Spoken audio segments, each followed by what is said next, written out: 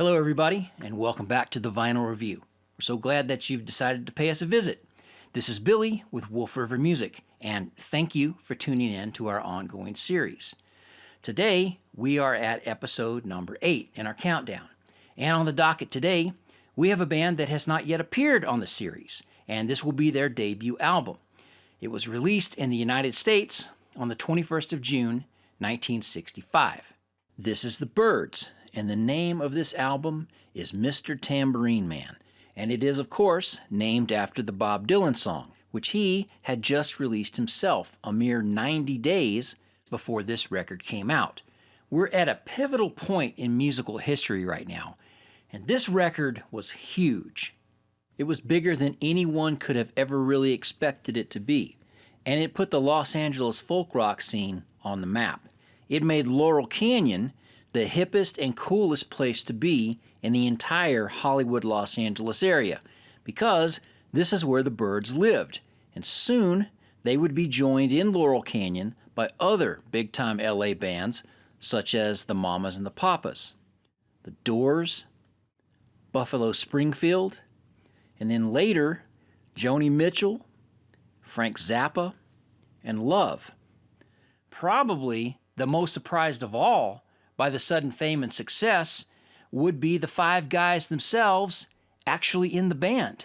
They're all very young and, for the most part, very green and inexperienced in the music business. When this record was released, drummer Michael Clarke had just barely turned 19 years old, and the oldest member of the original group was David Crosby. He was 23 years old at that time. While their youthful energy and exuberance probably worked in their favor in this very early period, but it was also their naivete of the music industry and how to deal with the economics of sudden fame that also served to begin tearing them apart, basically right as they were getting started. This band was never short on egos or drama. There were power struggles and petty jealousies about who was getting paid higher royalties and who was supposed to be considered the de facto leader of the band, etc. Looking back in hindsight, which of course is always 20/20, you could almost use the Byrds as a perfect textbook example of how to watch a band basically destroy itself one member at a time, until it no longer resembled at all what it was when it started. This original classic lineup that you see here really only lasted, professionally speaking, for just about a year and a half. 2 albums, and then they started to come apart at the seams. And we'll go into the reasons for all of that later. The Byrds are scheduled to be in our series a total of 8 times, starting right here in 1965. And then we start losing track of them by about the end of 1969, with all of these various members going off in a myriad of different directions, with Crosby, Stills, and Nash, the Flying Burrito Brothers, or else just simply trying to go solo. There was a lot of fighting and bickering, and also, unfortunately, some early deaths. We'll use each one of these episodes as a way to focus on roughly just a single member of the band at a time, in order to give them all equal opportunity to have their individual stories heard, even if that wasn't really the way the band operated back in those days with each other. But let's start with the band as a whole and talk about where they came from and how they first got started on this long and difficult journey. To get back to the real origins of the Byrds, we have to go back to about June of 1964. And back to a 21-year-old James McGuinn and a 19-year-old Gene Clark.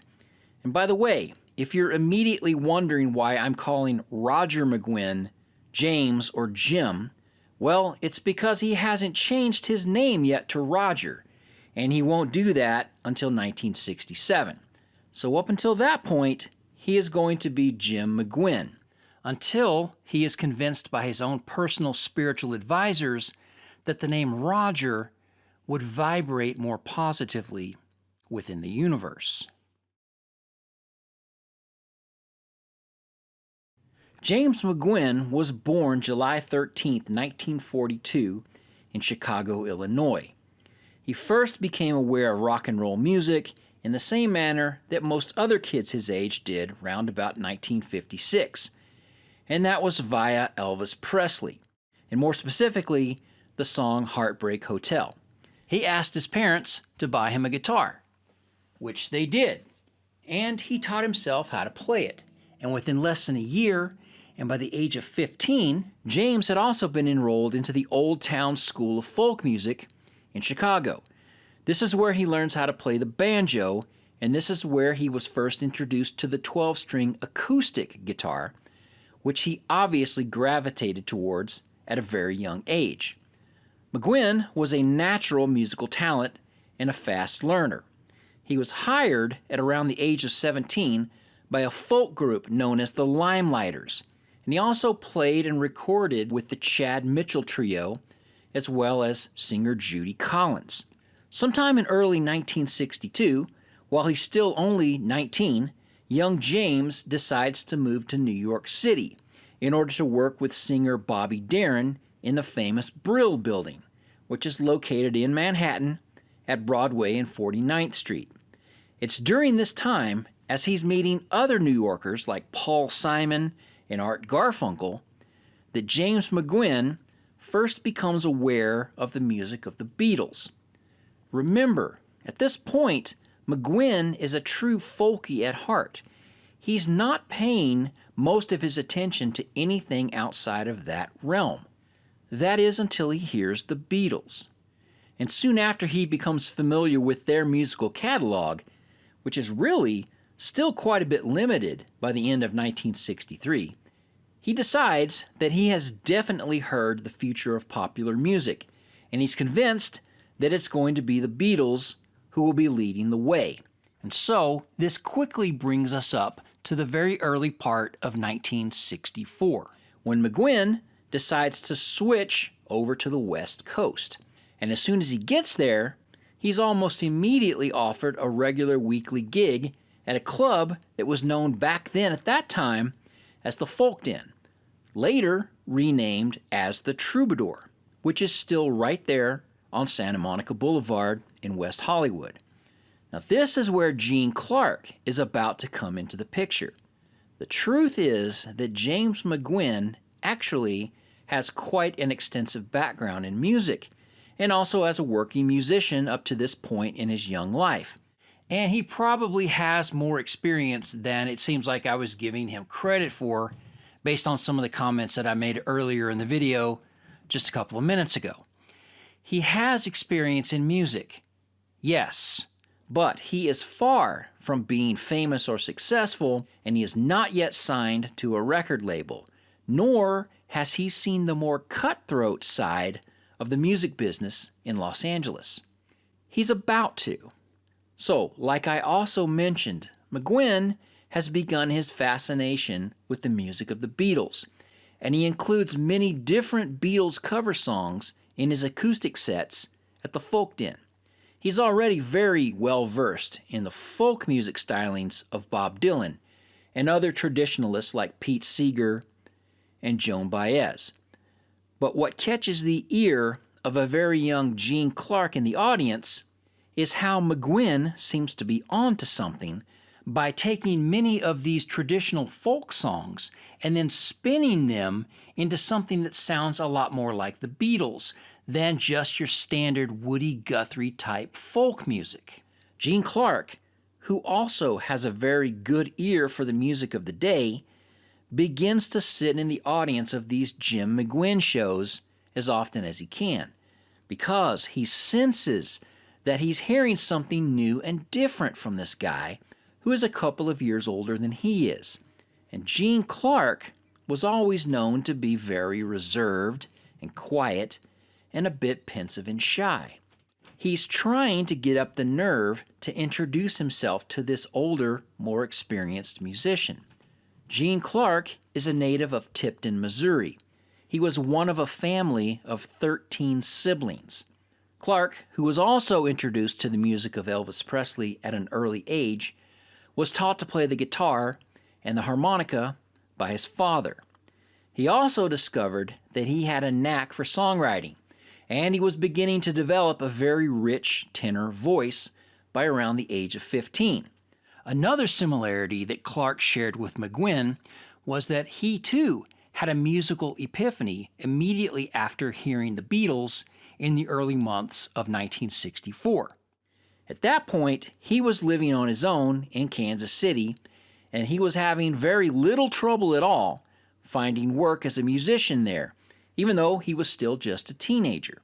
But he decided that after hearing the Beatles, he wanted to expand out of his folk music roots, and then he needed to get himself to Los Angeles, which he did in about March of '64. And so, at this point, Gene Clark has some recording and some performing experience under his own belt. But he has not traveled far from Missouri in his young life, and Los Angeles is a far cry from what Kansas City was in the early 1960s. But Clark is wasting no time trying to get himself connected and established in this much larger city. Gene Clark has a story that needs to be told, and as far as I'm concerned, he is the most tragic of this group. Not only because of his untimely death, but because in the early days of the Byrds, it was actually Gene Clark who provided not only the best songwriting and by far the most charismatic stage presence, but it was he who provided a sense of leadership that these other band members had not yet developed, and in some cases, never would develop. So we will give Gene Clark his due, probably by about the third installment of the Byrds in our series, and probably about episode number 33. Unfortunately, it was Gene Clark who would end up as the first casualty of the many different and various members of the Byrds to either leave the band, or in this case, essentially be forced out of the band prematurely, and well before he ever really got a chance to grow or to blossom into the kind of musician that he could have actually become. More on him at a different time. So, now back to the summer of 1964, when Clark finally ends up introducing himself to Jim McGuinn. They met at the same bar that we've already mentioned, which would soon become the Troubadour. And Clark and McGuinn would talk about the Beatles, and even sing a bit together, sitting in the stairwell, which was located at the back of the building. This is where they could talk and sing in private, and in a place that Gene Clark described as having a very nice reverberation sound associated with it. It was during July of that same year that the two of them decided that maybe they had some kind of a musical chemistry together, and so they formed a singing duo that was very similar in nature to the British duo Peter and Gordon. Now, here's where it starts to get even a bit more interesting, because in comes this other character, previously unknown to them and basically uninvited to any of their rehearsals, a guy by the name of David Crosby. And as he was described by McGuinn, it was Crosby who was another individual who had been watching what was going on as an audience member, and he had also noticed that these two were often talking after one of McGuinn's various sets at the Troubadour, and often sitting in this stairwell out back. So, Crosby, who could never be described as shy, pensive, or reserved in his own personality, just simply walked in on them and started singing a harmony to whatever it was that the other two happened to have been singing at that very moment. David Crosby is another person with a very colorful history, and not all of it can be described as flattering or even fun or joyous to talk about. He is determined and he is outspoken. He makes no apologies at all for what he wants in his own life as a musician, and then later as a celebrity who has a lot of clout in the Los Angeles music scene, and a lot of friends in very high places, but also a lot of very pissed off associates and ex-musical partners. And you walked out 2 fucking days in a row, you fucking hypocrite. You pissed me off. He's a very polarizing individual, and in many ways, at least for a while, he became very symbolic of the California sound of the late 1960s and the early 70s. That is, before his own personal demons essentially overtook him and then also took him out of the game. He's gone through so many ups and downs in his long career, and he's been down and out only to bounce back once again with several late career comebacks until he died very suddenly in January of 23. It looked like he had somehow reinvented himself one last time, and maybe for the better. But we'll get to Crosby too in due time, and we'll try to stay fair and objective about his talents and his abilities as a musician and about what he contributed to not only the Byrds, but also to popular music in general in a sporadic career that lasted close to about 60 years. But for now, let's just say that David Crosby has basically just sort of invited himself into this musical duo and effectively turned it into a musical trio. And the other two find it hard to resist his charm and his utterly forward and brash confidence, which more than borders on outright arrogance and basic pushiness. Knowing his background, it's actually kind of easy to see where all of that initially came from. Crosby's father was the very famous filmmaker Floyd Crosby, who had even won an Oscar from a film that he had directed back in 1931. His family was well off, and they lived in an upper-class society lifestyle in Santa Barbara, California. David Crosby also had a musical pedigree. He was related to jazz musician Ethan Crosby, who was his older brother. Young David grew up with a lifestyle that included sailing up and down the California coast on his own in a very nice sailing vessel, which was also a very developed skill that he would keep throughout the rest of his life. Crosby was well versed in jazz music, such as Miles Davis and John Coltrane, and thus he had a musical background that the other two had very little experience with, which was intriguing to them, or at least at first it was. Crosby also had something in his back pocket that neither McGuinn nor Clark had at all.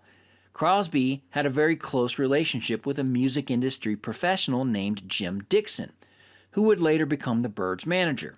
Dixon had the ability to get this early group, which was temporarily being called the Jet Set, studio time at World Pacific Studios in Los Angeles, which back at that time was known primarily as a studio that specialized in recording jazz musicians. Now that little piece of information is included here not just because it's trivia, but because as the story goes, it was a chance meeting with the notoriously grumpy jazz legend Miles Davis that helped this completely unknown band become discovered by Columbia Records. Legend has it that Miles Davis told the executives at Columbia Records that their label was getting old and stodgy and that they needed to sign up new artists that the kids in those days actually wanted to hear. When they asked him to be more specific about who they should be signing, Miles went back and asked his daughter for a recommendation. She apparently told him about some unknown band of 3 singers and a guy who was playing a drum set made out of cardboard boxes and a tambourine. More on that part of it in just a bit. And they were calling themselves the Jet Set, and whom she happened to see rehearsing one night at the Troubadour. So she told her dad that Columbia Records should sign this unknown band called the Jet Set. Well, apparently they listened to Miles Davis and his daughter's advice because they signed this group to a single-song record contract with Columbia Records on the 10th of November, 1964. 2 weeks later, at a Thanksgiving dinner at their manager's house, the 5 of them, and at this point bassist Chris Hillman has only been with the group for less than a month. They all agreed that they needed to change the band name, and they decided on the Byrds. And then they also deliberately misspelled the name because the Beatles had also purposely misspelled their own band name. Now, speaking more about the Beatles, the movie A Hard Day's Night was released in the United States in August of 1964. Jim McGuinn and Jane Clark, and possibly maybe even David Crosby, went together to see this film in Los Angeles. It was this movie, and more specifically the musical instruments, that the Beatles were using in the film that inspired these guys even further to want to emulate their look and their style that they admired so much. McGuinn took a very keen interest in the 12-string Rickenbacker 360 guitar that George Harrison was using, and that was when he decided he needed to go out and get one for himself. Very similar to this one that you see me holding right here. Although the one that McGuinn eventually bought was most definitely a different color than this jet black one here that I have. Same model, and of course in Rickenbacker speak, this is actually called jet glow. Fire glow, jet glow. And they're not for everybody.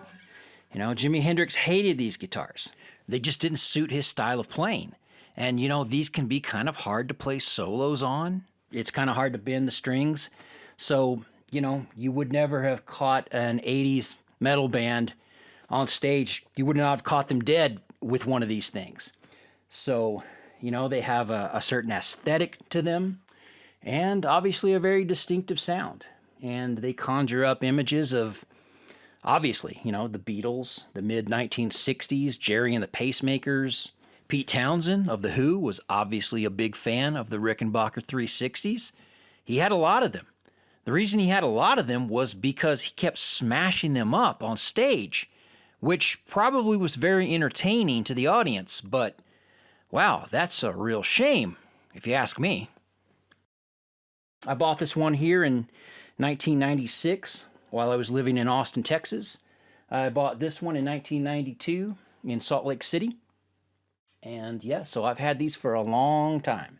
And I could go total guitar nerd on you right now if I wanted to, and I could do an entire video just talking about Rickenbacker guitars, but I'm not going to do that. Not now, anyway.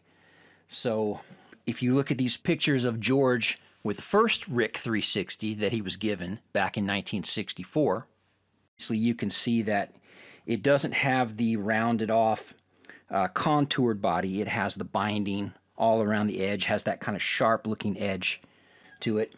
And then if you look at this other picture of George, which was in 1966, this is also a Rick 360 12, but you can see that it has a different shape to the body.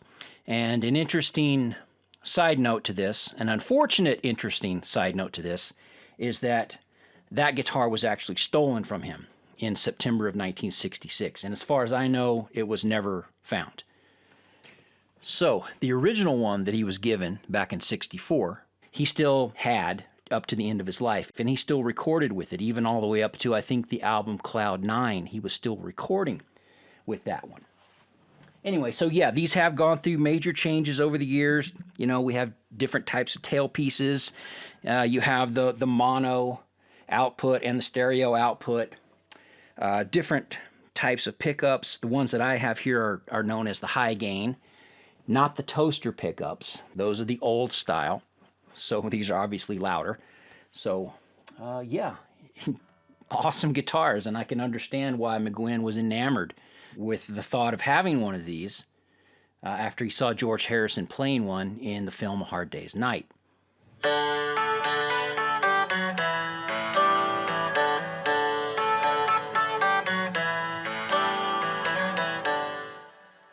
Now, a ton of information has just been condensed very quickly in barely a few minutes, and so at some point, all of this needs to be addressed. There's a lot to unpack here, so let's just try to take this one small detail at a time. Now, to be fair, this single-song record contract that they had signed with Columbia, this was not the first time that someone had decided to try to take a chance on this new and completely unknown band. Elektra Records and Jack Holtzman had given the band a chance to record 2 songs with them already, but they required 2 very distinct things from them. First off, they demanded that the band change their name and for them to be known as the Beef Eaters, because Elektra thought that that name sounded more British, like all of those crazy British invasion groups that were all over the top 40 charts at that time. And the other thing that they would not allow was the teenage drummer, Michael Clarke, to play the drums on the studio recordings. mainly because he doesn't even own a proper drum kit at this point, and his playing abilities seem to be very much in question by other music industry professionals. Also of note, in September of 1964, this band didn't even have their own full-time bass player yet. So the song was recorded with session musicians on the drums and on bass. And McGuinn sang and played his 12-string guitar, and also Gene Clark and David Crosby were allowed to sing. The single that was eventually released by Elektra Records just completely tanked on the charts, and so that label immediately gave up on them after that, choosing to not sign them for any further recordings after that point. Several other things have been happening during that very busy summer of 1964. And this brand new group is getting a lot of attention and some very early big breaks from some very well-known and very well-established record labels located in Los Angeles. This should be thought of as somewhat of a big surprise when you think about the fact that they've only been around now for just a matter of months. I have already brought up the names Michael Clark and also Chris Hillman, who has joined the band without ever even having played the bass professionally with any other groups up to that point in his short career. He was actually known to most people as a highly skilled mandolin player with a local country bluegrass group known as the Scottsville Squirrel Barkers, and he also played with the Golden State Boys. He was not a bass player at all in those very early days, although he definitely rose to the occasion and very quickly became a respected and an accomplished bassist.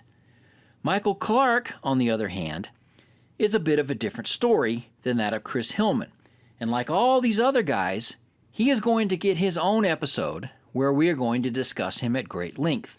I have actually already done this before, and the subject of Michael Clark and his drumming talents came up already in the Laurel Canyon video series that we did just a few years ago.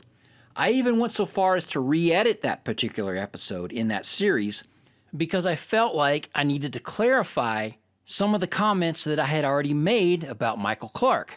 Apparently, I made a lot of people very angry when I became critical of not only Clark's musical abilities on the drum kit, but also because I had questioned the entire idea of why the band decided to ever invite him into the group in the first place. I realize that they were all very young at the time, and they desperately needed a drummer. But generally speaking, a drummer usually comes with an actual drum kit, and not a set of cardboard boxes and a frying pan being used as a crash cymbal. Michael Clark was a teenage runaway from Spokane, Washington, and at the age of 18, he did own a pair of drumsticks and a pair of bongo drums that he played on the beach in San Francisco before he finally made his way down to Los Angeles in order to pursue his dreams of becoming a professional musician. What Michael Clark also had, according to the writings of both Gene Clark and McGuinn, was simply some boyish good looks and a haircut that looked strikingly similar to Brian Jones of the Rolling Stones. And so, according to those two, by Michael Clark's 18th birthday, he was in the band. I still have a lot to say about Michael Clark, as well as this decision that the early Byrds made to bring him into the group, but I'm going to save most of that story for a later date. And until that time, you can actually see what was already said about him in the Laurel Canyon episode number 4, and I will provide you with a link at the end of this video if you're interested in any of that. I also have a lot to say about mandolin player turned bassist Chris Hillman, and he also comes up quite extensively in that same Laurel Canyon episode that we were just talking about. And there's also a story in there about how he was renting a house out there that burned down in October of 1966. But he too will get his own episode, and he was also a very big part of the story of the Flying Burrito Brothers along with Graham Parsons. Now, the one last thing that I will say about this very eventful summer that they had in 1964, prior to this record ever even being released, was that they actually got to meet Bob Dylan. They met him at World Pacific Studios, and they played their work-in-progress rendition of his song Mr. Tambourine Man a full 7 months before the song was even released by Dylan himself.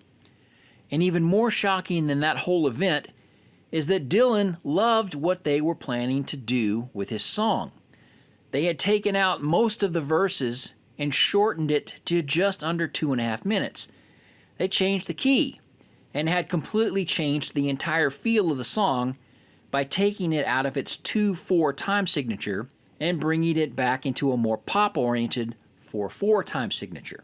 This was not lost on Dylan at all, and he joyously proclaimed to them, quote, "Hey, wow, man, you can actually dance to this song now," unquote.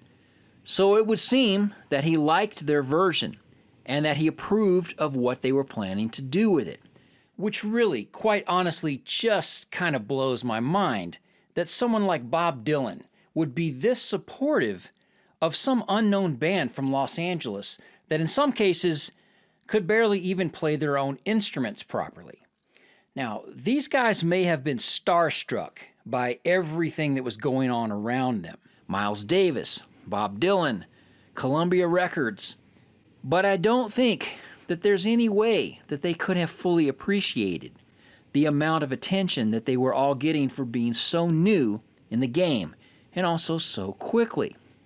Look, I myself have been hammering away at a music career for almost my entire adult life, since about 1993, and I haven't even seen a fraction of the amount of attention to my own music that these guys are getting in the space of just a couple of months. It's truly amazing if I can just simply be honest about that. It was a different time and in a much different place than what we deal with as independent musicians in this day and age. Things were moving very fast back then, and if you were in the right place and at the right time, and you made some good quality connections, well, big things could happen for you very quickly. And as we're going to find out later, musical tastes were also a bit fickle back in the mid-60s. And just as quickly as a new band could come up out of nowhere and score a massive hit album, they could also disappear almost as quickly. And the Byrds would begin to fall into that same category at a point very shortly after Mr. Tambourine Man came out.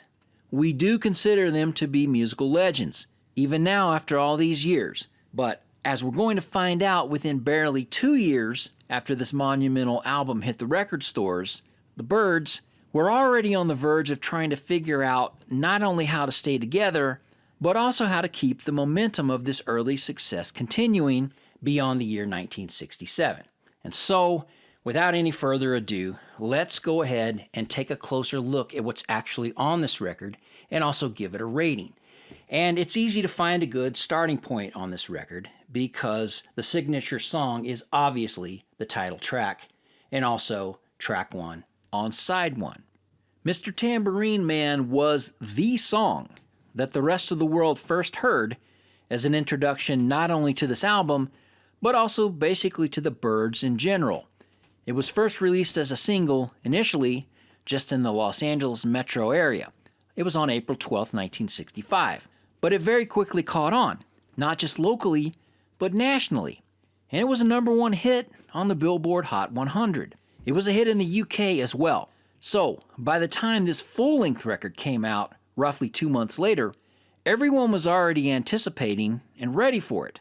The UK had no problem with accepting this new music either, because it was even more familiar to their ears than it was to the American audiences. They were used to hearing this kind of pop music with the 12-string electric guitar, not only because of George Harrison and the Beatles, but also the Searchers were already known for this sound, as well as Jerry and the Pacemakers. But the shiny new object here was the marriage of this American folk music sound and the Bob Dylan-esque lyrics, which really caught everyone kind of by surprise. When this record first came out, it was incredibly unique, and so we do have to give major credit to the Byrds and also to producer Terry Melcher for being so innovative and so forward-thinking in their respective time period. Now, these days, we've already heard so much from Tom Petty and REM and like Johnny Marr of the Smiths that sometimes I think maybe we forget just how new, fresh, and different this sound was back in 1965.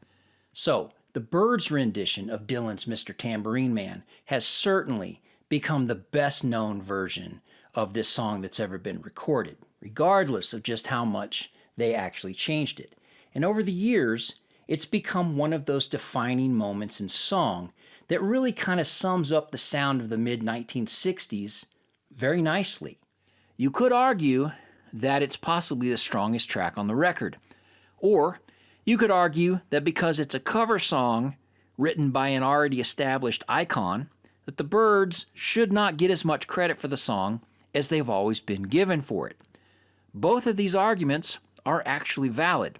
In my mind, the main reason to maybe be just a little bit critical of the song is not due to the song itself or who wrote it. It's really more due to the fact that the band did not truly record the entire song themselves. I don't want to delve too deeply into this side topic right now, but it is important for you to know that the song was mainly recorded by session musicians, including members of the very famous Wrecking Crew, such as drummer Hal Blaine, and also a piano part played by Leon Russell. The exact same thing holds true for one of the other songs on the record, and that is I Knew I'd Want You. On both of these songs, we hear McGuinn playing his 12-string Rickenbacker, and we hear the vocals of McGuinn, Gene Clark, and David Crosby. But that's it. None of the other Byrds are playing any of the guitar parts, the bass, or the drums on either of these two songs. The way the story goes is that they actually attempted to record these songs as early as January 1965. But at the end of these recording sessions, producer Terry Melcher was not happy with what he was hearing as he was trying to edit and mix the material. So, he made the decision to let them know that these recordings were just not good enough as they were to release them commercially, and that the rhythm guitar, the bass, and the drums would need to be recorded again with more experienced session musicians. Columbia Records agreed, and so that's how it happened. Now, if we were rating the Byrds as a band, we'd probably be docking points from them for this, but we're not rating the group. We're rating the music and the musical performances.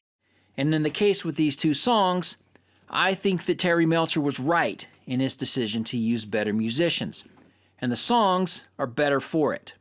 I do think that what happened here is not really that surprising, given the fact that all these guys were so very young, and while talented, also inexperienced.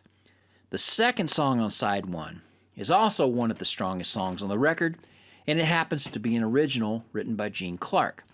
It's an excellent song, and you can definitely hear the Beatles' influence on this, but without it just being a blatant ripoff of the more famous group. Now, if you saw the episode right before this one, you may remember that I was actually being critical of Herman's Hermits for trying too much to sound like the Beatles. And you know what? That's a fair thing to say.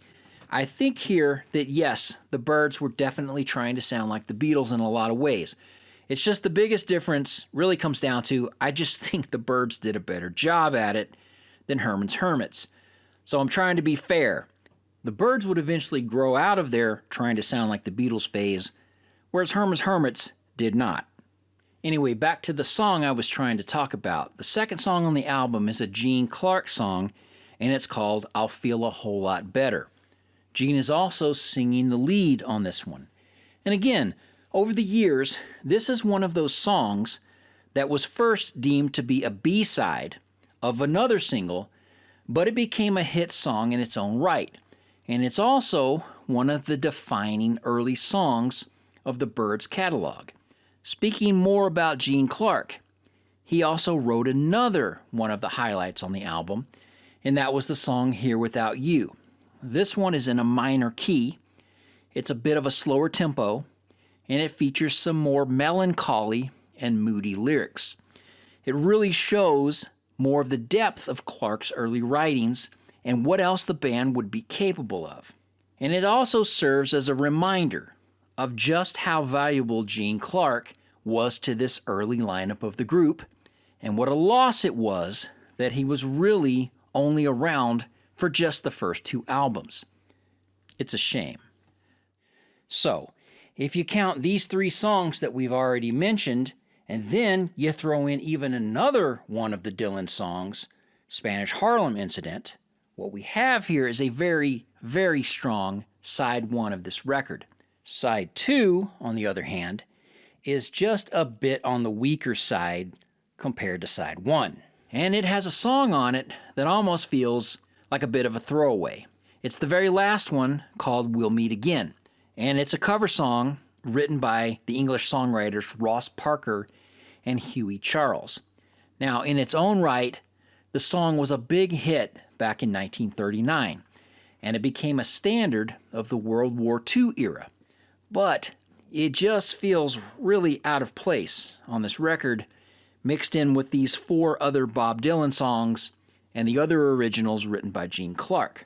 I'm not really completely sure what exactly they were going for here with this one, but it's always felt like a bit of a letdown as the last number of this otherwise brilliant collection of songs. Now, this record has been reviewed over the years a countless number of times, so I don't think that we're necessarily going to have much to add that hasn't already been said about a record that's now bordering on 60 years old. I will say this, not all of these early reviews were that terribly kind.